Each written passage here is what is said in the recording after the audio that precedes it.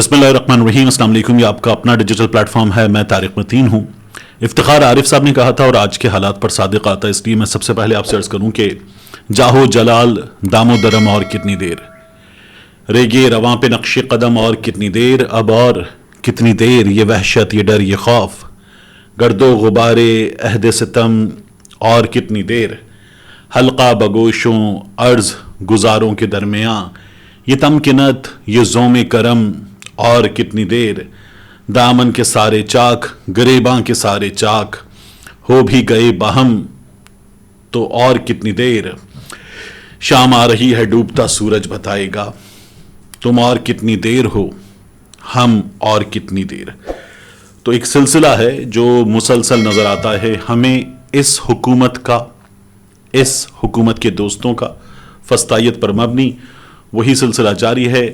पाकिस्तान तहरीक इंसाफ के चेयरमैन इमरान खान साहब के करीबी साथी, जिनके बारे में उन्होंने एक बार एक वीडियो में पूछा भी था किधर है वो अपना Mashwani, Azhar Mashwani, social media focal person Imran Khan साहब के, पाकिस्तान तहरीक इंसाफ के लोग ये कहते हैं कि वो अगवा कर लिए गए हैं, क्योंकि एक बार फिर वही हुआ है कि जो गायब हुआ है उसके केस में FIR इंफॉर्मेशन, कौन सा इदारा किस इल्ज़ाम की बुनियाद पर किस जुर्म की पादाश में लेकर गया है, ऐसी कोई इंफॉर्मेशन अवेलेबल नहीं है।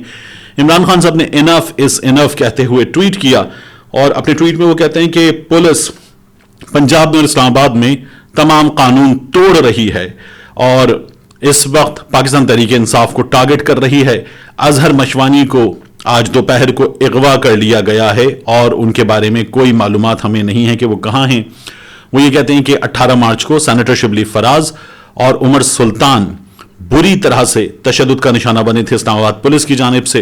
इमरान खान साहब मजीद कहते हैं कि अब ये भी जान लीजिए कि इन दोनों के पास परमिशन थी, शिबली फराज के पास भी, उमर सुल्तान के पास भी, कि वो जुडिशल कॉम्प्लेक्स के अंदर जा सकें, फिर भी इनको मारा गया था।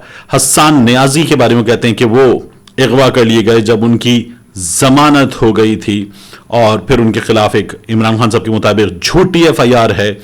वो ये कहते हैं कि मैं ये पुलिस की तस्वीर, IG पंजाब की, इस्लामाबाद पुलिस की तमाम ऑफिसर्स को including in this criminal behaviour to international human organisations, मैं बैनुल-अक़वामी इंसानी हुकूक की तंजीमों को ये सब भेज रहा हूँ।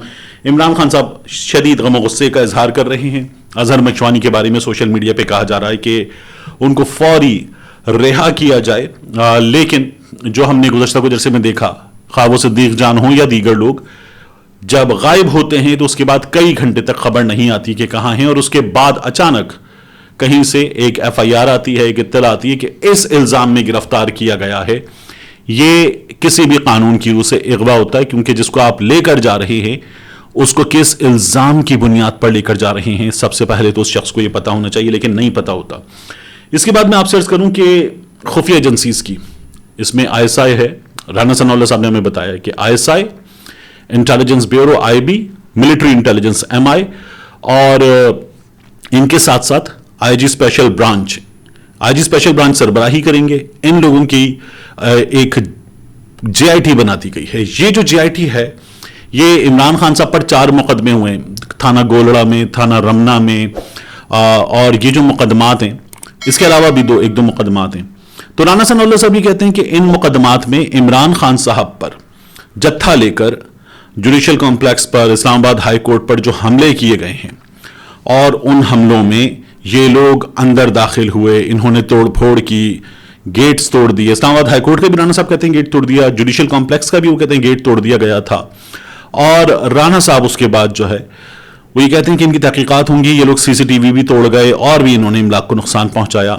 ये हमने वहां पर मौजूद रिपोर्टर्स की जानिब से कभी रिपोर्ट होता हुआ नहीं देखा। वहां जो लोग रिपोर्टर मौजूद थे वो ये कहते हैं कि जुडिशल कॉम्प्लेक्स का जो गेट था, जब इमरान खान साहब पहली बार वहां गए थे, अब की बार तो जाना नहीं हो सका, तब भी उनके मुताबिक इमरान खान साहब के लोगों ने धक्का देकर बंद गेट खोल दिया था, जो खोला नहीं जा रहा था, गेट टूटा नहीं था। इस्लामाबाद हाईकोर्ट में तो ये कुछ भी नहीं हुआ था। वहां तो इस्लामाबाद की पुलिस ने सहाफियों को मारा पीटा था सबके सामने। ARY के अब्दुल कादिर जो हैं, माफ कीजिए अब्दुल कादिर शाह खालिद, इसके अलावा ہمارے دوست ثاقب بشیر، یہ تمام لوگ جو ہیں یہ پٹائی ہوئی تھی ان کی، اور اس کے بعد پولیس نے جو ہے وہ ٹال مٹول سے کام لیا، ایف آئی آر کریں گے ایف آئی آر کریں گے، ایف آئی آر نہیں ہوئی تھی. اور پھر جس طرح کا ایف آئی آر ہمارے یہاں ہوتی ہے اس طرح کی چیزیں ہوئیں کہ ہر بار پولیس مدعی بن جاتی ہے اپنی طرف سے. یہ پاکستان تحریک انصاف کی حکومت جانے کے بعد اس حکومت کی سرپرستی میں مسلسل ہوا ہے.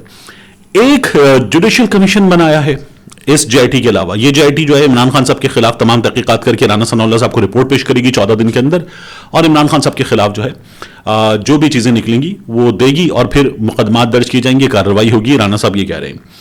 دوسرا ایک جوڈیشل کمیشن بنایا گیا محسن نقوی کی جانب سے. یہ جو عمران خان صاحب نے آئی جی اسلام آباد پہ، آئی جی پنجاب پہ الزام لگایا کہ یہ ان کے قتل کی سازش میں شریک ہیں، تو محسن نقوی صاحب کہتے ہیں کہ وہ مسلسل الزامات لگا رہے ہیں. اب محسن نقوی صاحب نے بڑی سیاسی قسم کی گفتگو کی ہے، اور وہ یہ کہتے ہیں کہ اب ہم اس پر جوڈیشل کمیشن بنا رہے ہیں. جوڈیشل کمیشن حقائق کی تحقیقات کرے گا، اور حقائق کی تحقیقات کرنے کے بعد جو ہے اگر کوئی ملوث ہوا عمران خان صاحب کے خلاف قتل کی سازش میں تو اس کے خلاف کارروائی ہوگی، اور اگر الزام جھوٹا ہوگا تو محسن نقوی صاحب کہتے ہیں کہ یہ عمران خان صاحب کے خلاف کارروائی کی وجہ بنے گا.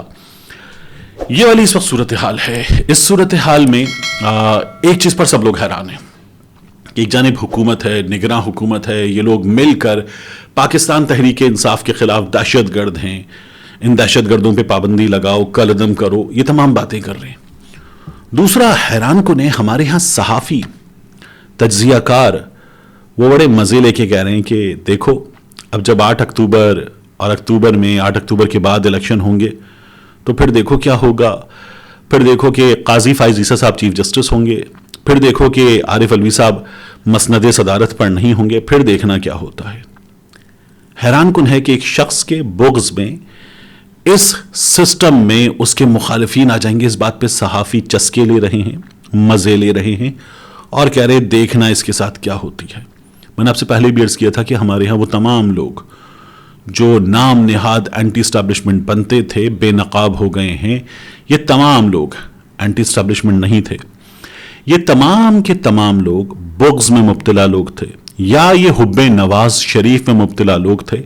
اور حب نواز شریف کی وجہ یہ نہیں تھی کہ نواز شریف کوئی مثالی سیاستدان ہے، حب نواز شریف کی وجہ یہ تھی کہ نواز شریف نوازتا ہے، باقاعدہ طور پر بانٹتا ہے عہدے. نجم سیٹھی کو بانٹا، پہلے بھی دیا، اب بھی عہدہ دے دیا ہے. افتخار صاحب چیئرمین پی ایچ اے، نجم ولی خان ریلوے میں ایک عہدہ لے کر بیٹھے ہوئے، ابصار عالم صاحب پیمرا میں عہدہ لے کر بیٹھے ہوئے. اس کے علاوہ دیگر لوگ مختلف عہدے لے کر بیٹھے ہوئے.